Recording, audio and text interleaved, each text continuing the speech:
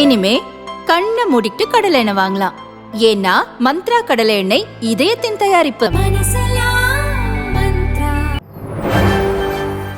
வணக்கம். செய்திச் சுருக்கம். குடியுரிமை திருத்தச் சட்டம் அமல். மத்திய அரசு அறிவிப்பு. அண்டை நாடுகளில் சிறுபான்மையாக உள்ள இந்துக்கள், சீக்கியர்கள் ஆகியோருக்கு குடியுரிமை வழங்கும் குடியுரிமை திருத்தச் சட்டத்தை மத்திய அரசு 2019ஆம் ஆண்டு பார்லிமென்ட்டில் நிறைவேற்றியது. குடியுரிமை திருத்தச் சட்டம் லோக்சபா தேர்தலுக்குள் அமல்படுத்தப்படும் என மத்திய அரசு அறிவித்திருந்தது. இந்த சூழலில் இன்று முதல் குடியுரிமை திருத்தச் சட்டம் நாடு முழுவதும் அமலுக்கு வருவதாக மத்திய அரசு அறிவித்தது. இதற்கான அறிவிக்கையை மத்திய உள்துறை அமைச்சகம் அரசிதழில் வெளியிட்டது. இந்த அறிவிப்பின் மூலம் பாகிஸ்தான், வங்கதேசம், ஆப்கானிஸ்தான் உள்ளிட்ட அண்டை நாடுகளில் துன்புறுத்தலுக்கு ஆளாகும் இந்து, கிறிஸ்தவர், சீக்கியர் உள்ளிட்ட சிறுபான்மையினர் இந்தியா வந்து 5 ஆண்டுகள் தங்கி இருந்தாலே குடியுரிமை வழங்கப்படும். அக்னி 5 ஏவுகணை சோதனை வெற்றி. விஞ்ஞானிகளுக்கு மோடி பாராட்டு. பல்வேறு இலக்குகளை துல்லியமாகவும் தன்னிச்சையாகவும் தாக்கும் திறன் கொண்ட அக்னி 5 ஏவுகணை இந்தியாவில் உருவாக்கப்பட்டது. மிஷன் திவ்யாஸ்திரா திட்டத்தின் கீழ் முற்றிலும் உள்நாட்டிலேயே தயாரிக்கப்பட்ட அக்னி 5 ஏவுகணையின் பரிசோதனை வெற்றிகரமாக நடந்ததாக பாதுகாப்புத்துறை தெரிவித்துள்ளது. அக்னி 5 ஏவுகணை பரிசோதனை வெற்றிக்கு பிரதமர் மோடி வாழ்த்து தெரிவித்துள்ளார். மிஷன் திவ்யாஸ்திரா திட்டத்தின் கீழ் MIRV தொழில்நுட்பத்துடன் முற்றிலும் உள்நாட்டிலேயே உருவாக்கப்பட்ட அக்னி 5 ஏவுகணையின் முதல் சோதனை வெற்றிகரமாக நடந்துள்ளது. இந்த சாதனையை நிகழ்த்திய DRDO விஞ்ஞானிகளை நினைத்து பெருமைப்படுகிறேன். அவர்களுக்கு எனது பாராட்டுகள் என மோடி கூறியுள்ளார். எதை செய்தாலும் பெரிதாக செய்யணும், அதுதான் என் இலக்கு.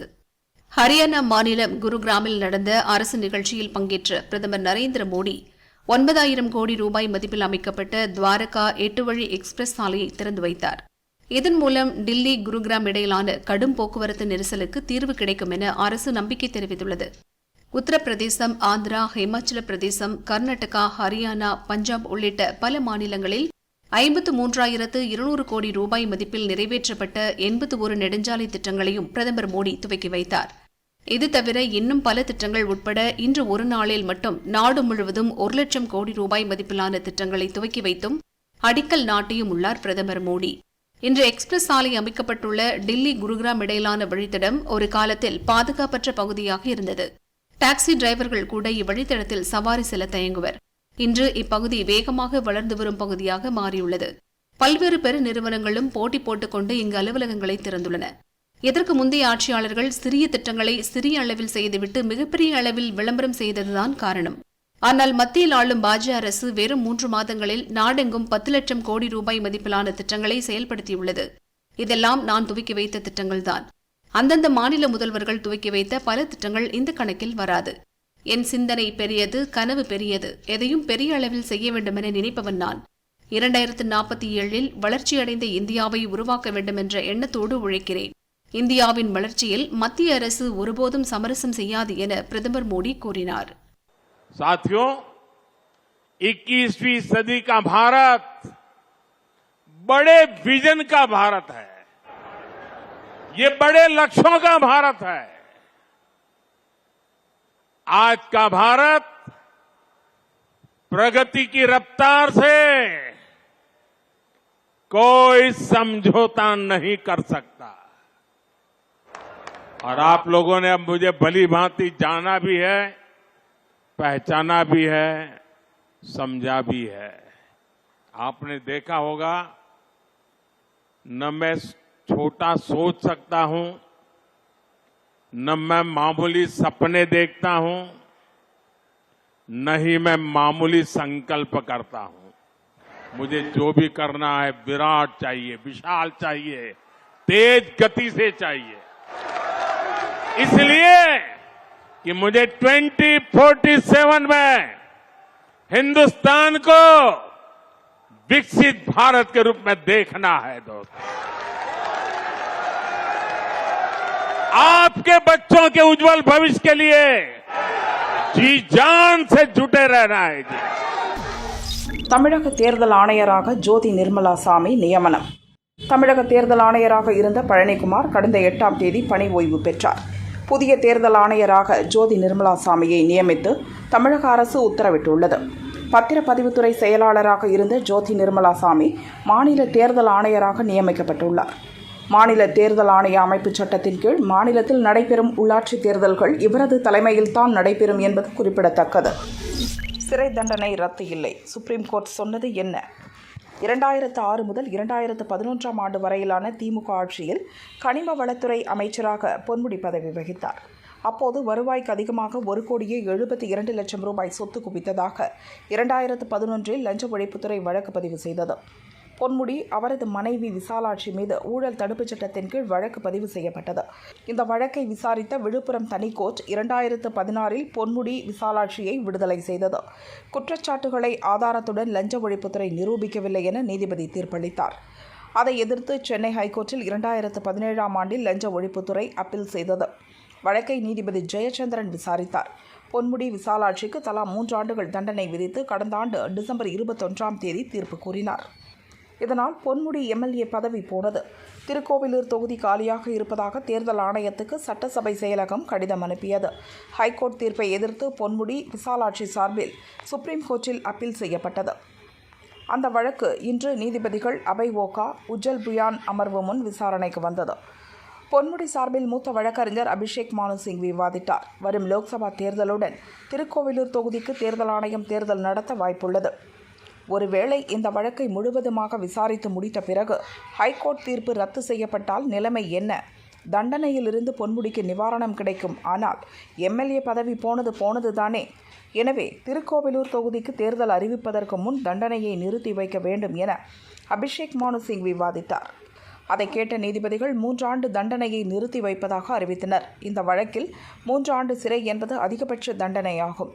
எனவே பொன்முடி, விசாலாட்சி இருவரும் குற்றவாளிகள் என சென்னை ஹைகோர்ட் கூறிய தீர்ப்பையும் ரத்து செய்ய வேண்டும் என வழக்கறிஞர் அபிஷேக் மானு சிங்வி கேட்டபோது தீர்ப்பை நிறுத்தி வைக்கிறோம், ரத்து செய்ய முடியாது என நீதிபதிகள் கூறினர். ஹைகோர்ட் தீர்ப்பை ரத்து செய்ய கோரும் மூல வழக்கை சுப்ரீம் கோர்ட் விசாரித்து முடிக்கும் வரை தீர்ப்பு நிறுத்தி வைக்கப்படுகிறது என நீதிபதிகள் கூறினர்.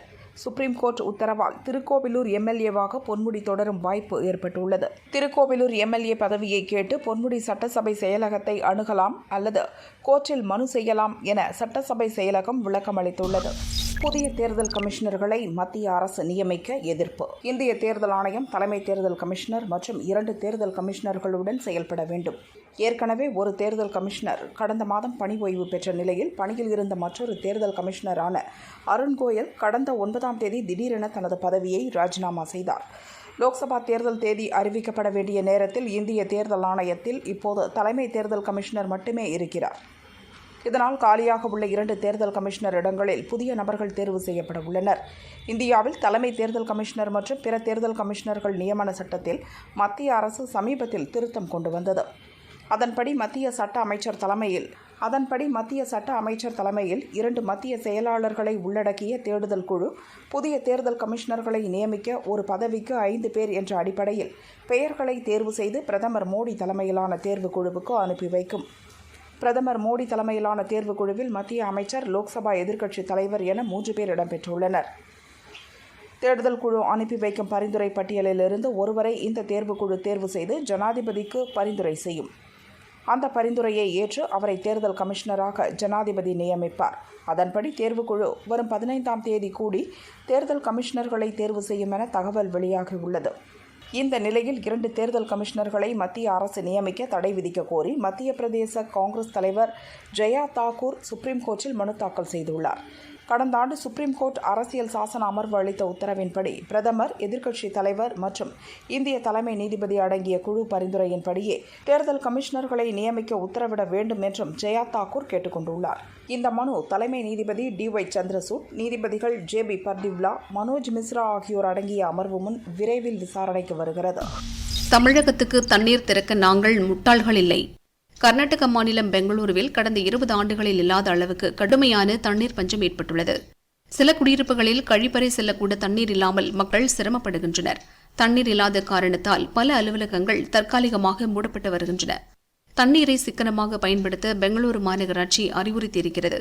தோட்டம், கார் கழுவுதல், கட்டுமான பணிகளுக்கு தண்ணீரை பயன்படுத்த மாநகராட்சி தற்காலிகமாக தடை விதித்துள்ளது.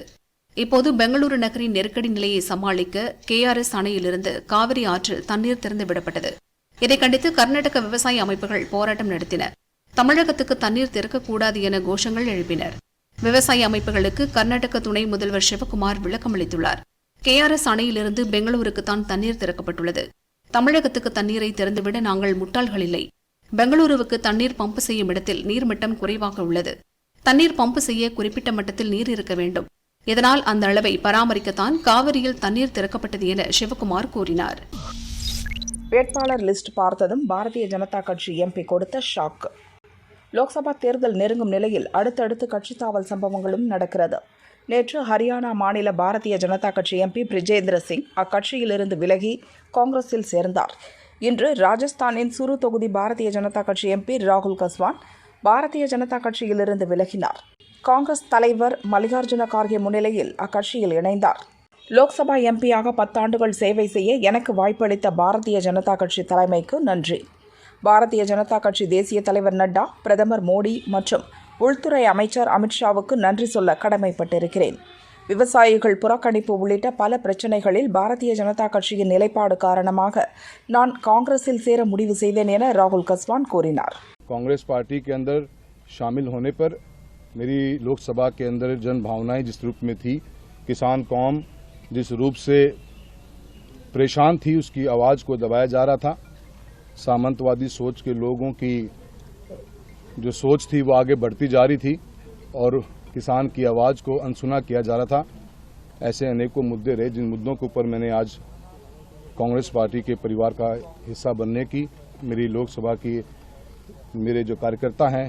பாரதிய ஜனதா கட்சி சமீபத்தில் முதல்கட்ட லோக்சபா தேர்தல் வேட்பாளர் பட்டியலை வெளியிட்டிருந்தது. அதில் ராஜஸ்தானின் சுரு லோக்சபா தொகுதியில் கஸ்வானின் பெயர் இடம்பெறவில்லை.